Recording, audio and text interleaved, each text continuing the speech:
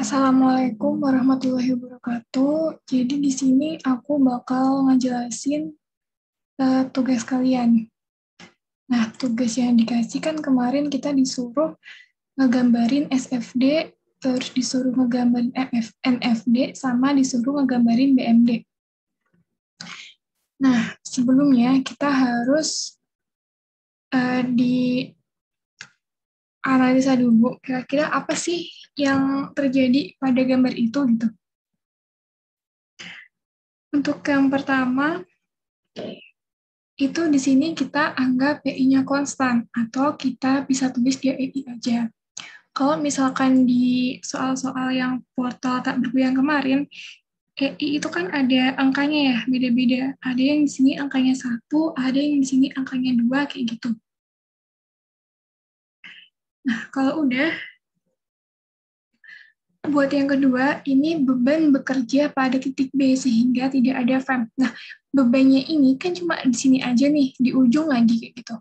Nah, kalau misalkan kita lihat fem yang kemarin, itu kan dia ada rumus-rumusnya gitu ya. Ada yang dia bekerjanya di tengah-tengah, ada yang dia pakainya beban rata, ada yang dia pakainya bebannya tidak di sisi yang sama atau nggak tengah-tengah kayak gitu. Nah, sedangkan ini ada beban di ujung, di bagian joinnya tadi. Makanya di sini tidak ada fem yang ada gitu. Nggak ada fem di sini. Lalu titik B di sini ganti dulu warnanya. Titik B sama titik C itu dia ada mengalami simpangan atau dia mengalami pergeseran. Nah, ini juga dia menandakan kalau misalkan portal ini tuh bergoyang karena dia ada pergeseran sebesar delta. Nah, buat simpangan yang ada di B sama di C, ini dia sama angkanya, yaitu delta. Lalu yang kedua, kalau misalkan di portal tak bergoyang kemarin, itu kan dia buat nilai, ini apa yang nyebutnya?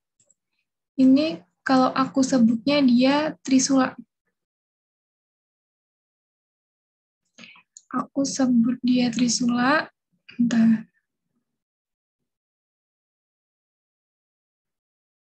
Aku sebut dia trisula yang buat lambang ini. Nah, kalau misalkan di portal tak bergoyang kemarin, itu kan trisulanya kita anggap nol, karena dia tidak ada simpangan yang bekerja. Karena ini dia ada simpangan, atau dia ada pergerakan, karena dia beban yang ada karena dia portal bergoyang, maka dia trisulanya di sini dianggap tidak nol, atau dia punya nilai. Nah, nilainya berapa sih? Caranya gimana? Kita lihat di sini. Ini di sini ada trisula AB. AB kan berarti di sini.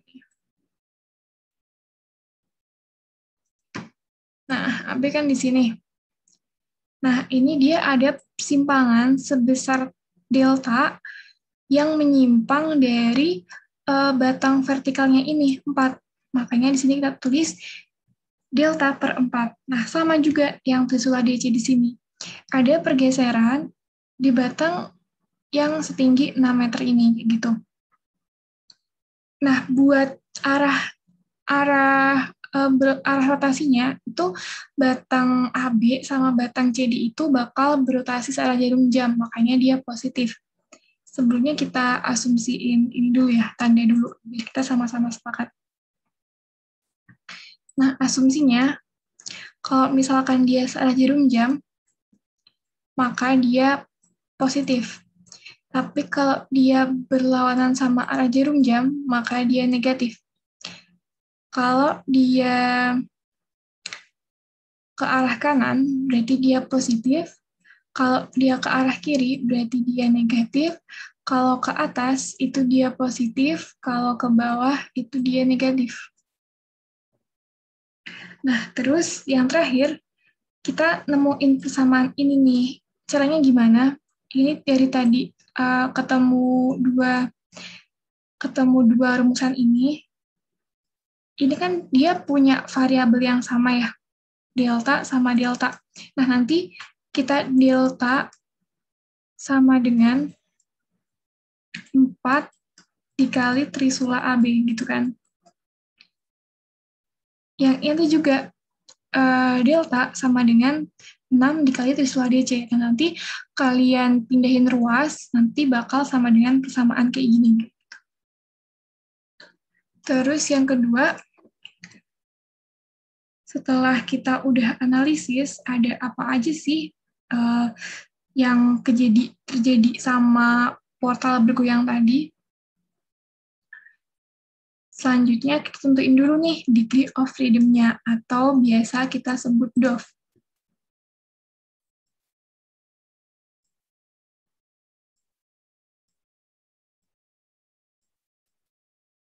Nah, degree of freedom ini itu ada di setiap theta, atau dia setiap titik gitu. Nah, pertama kan titik A atau theta A. Theta A, karena kemarin kalau misalkan kita anggap portal itu tumpuannya adalah jepit, maka theta A-nya itu sama dengan 0. Terus di sini kita punya B, theta B. Karena theta B itu dia join atau pertemuan dua batang, maka tidak sama dengan 0, atau nanti dia pasti punya nilai. Nah, nilainya ini berapa? Nanti kita cari pakai persamaan. Terus selanjutnya ada theta C. Nah, theta C ini kan sama ya, dia join juga. Makanya di sini kita tidak anggap sama dengan 0. Selanjutnya ada theta D. Theta D kan tadi letaknya di ujung ya. Atau kalau misalkan di ujung-ujung kayak gini, selagi dia nggak ada gambar nggak ada gambar tumpuan yang jelas, maka kita bisa anggap dia pakainya tumpuan jepit, atau tetanya kita anggap sebagai 0, kayak gitu. Nah, kalau udah, kita cari ini namanya persamaan slope diffraction pada batang. Persamaan slope diffraction pada batang itu rumusnya apa sih? Rumusnya itu momen sama dengan 2EK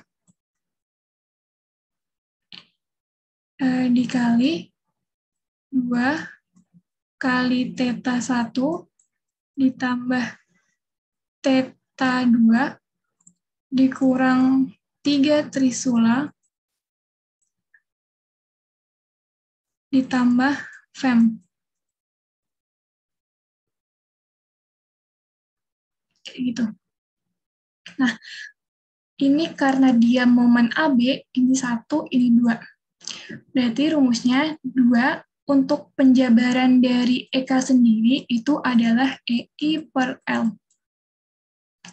Karena MAB itu L-nya 4, maka di sini kita per 4. Untuk nilai EI, tadi karena kita sepakat di awal kok dia konstan, maka dia kita tulis EI aja.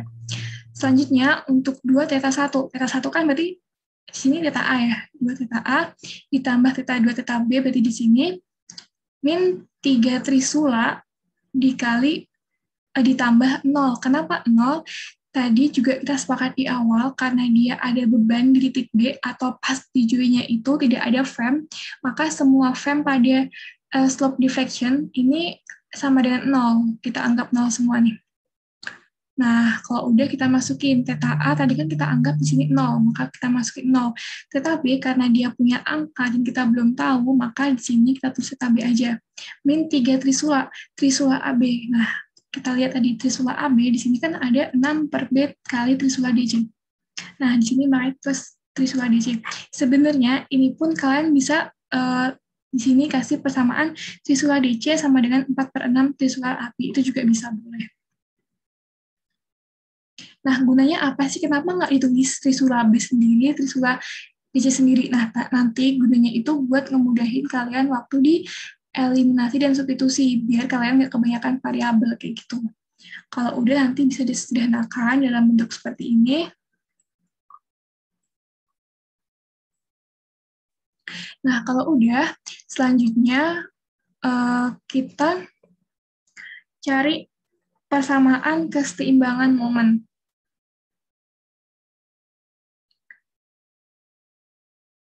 Nah, persamaan keseimbangan momen sendiri ini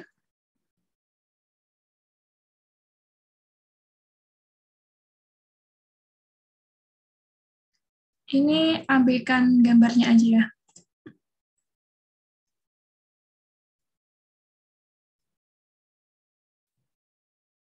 Nah, caranya gimana? Untuk langkah awal, kita pakai dia sigma momen B. Nah, sigma momen B sama dengan 0. Rumusnya apa? Karena dia sigma momen D di sini, berarti dia nanti akan ada gaya yang bekerja. Ini 4 ininya. Ada di sini gaya yang bekerja. Di sini namanya HA.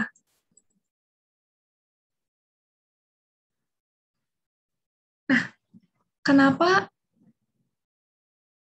ini HA ya?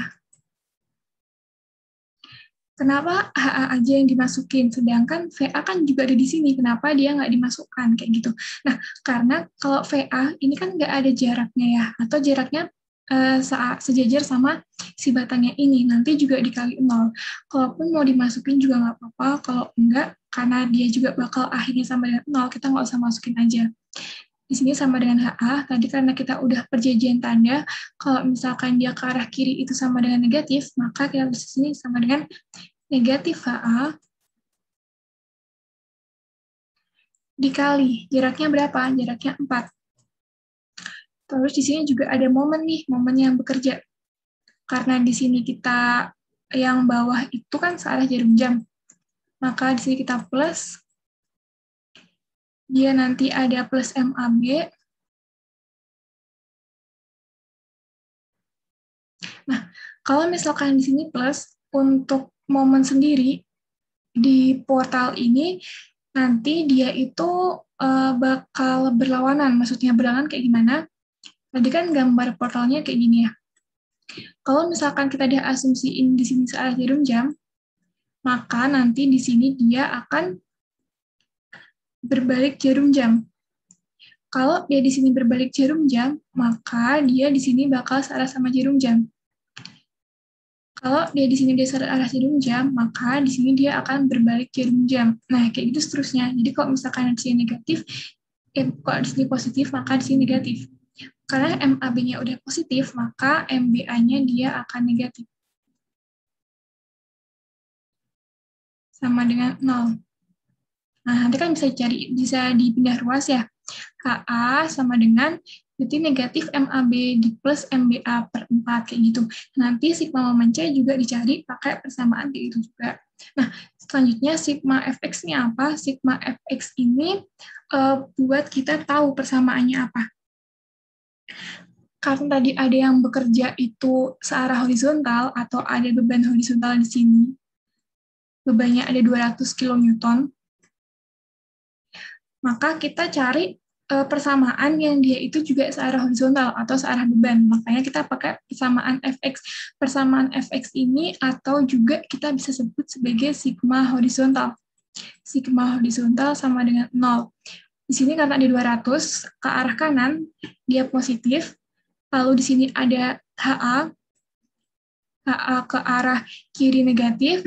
Lalu nanti di sini ada HD, dia karena dia juga searah tadi sama HA, maka dia di sini juga negatif sama dengan 0. Nah, nanti untuk nilai MAB, MBA, MDC, MCD, dan seterusnya, itu nanti kita masukin pakai tadi persamaan momen di slope defleksinya sendiri. Nah, kalau udah, nanti disederhanakan. Nanti di sini ketemu tadi HA dari perhitungan ini, ketemu juga HD dari perhitungan ini, dan di sini ada sigma H dari persamaan ini. Nah, kalau udah kita substitusi eliminasi. Caranya gimana? Udah diajarin semua dong, pasti substitusi sama eliminasi itu gimana. Nanti caranya ini kalian kaliin pakai koefisien, di mana koefisiennya itu bakal bikin theta B-nya ini nilainya 0, atau theta C-nya ini nilainya 0, kayak gitu.